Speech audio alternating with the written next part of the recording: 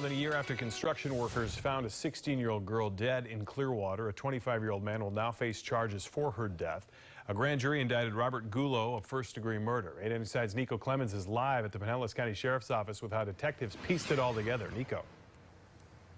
Hey, Josh, a very disturbing and tragic update in this story, in this case, but hopefully it's some closure for this 16-year-old's family. Detectives say Robert Gullo is a sexual predator who uses drugs to lure in young girls, and unfortunately, that's what happened last year.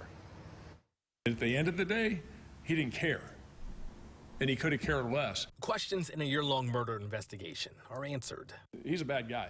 The Pinellas County Sheriff says 16-year-old Megan Cooper died of a fentanyl overdose last November in Clearwater. He says Robert Gullo gave her the drugs. Detectives say on November 18th, Gullo sent Cooper a DM asking Cooper to do cocaine and have sex. Gullo picked her up that night and they went to his home. Detectives say Cooper was already a cocaine user, but Gullo didn't give her cocaine.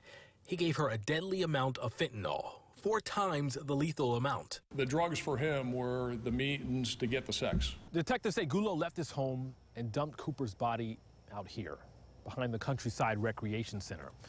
They were able to figure that out because of a GPS ankle monitor he was wearing. Fentanyl is a bad drug, and unfortunately we see this time and time again, and I'm very thankful under these circumstances we're able to hold him accountable for it. A grand jury indicted Gullo Friday. He's already in the Florida Department of Corrections serving 40 months for having sex with a 14-year-old girl in Hernando County.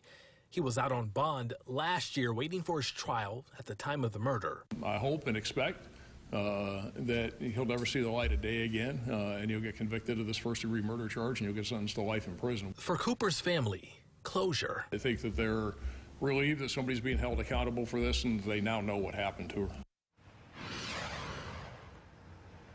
Detectives say Gullo was also messaging another 15-year-old girl to do the same exact thing before and after Cooper's death. We went by her family's home today. Nobody answered the door.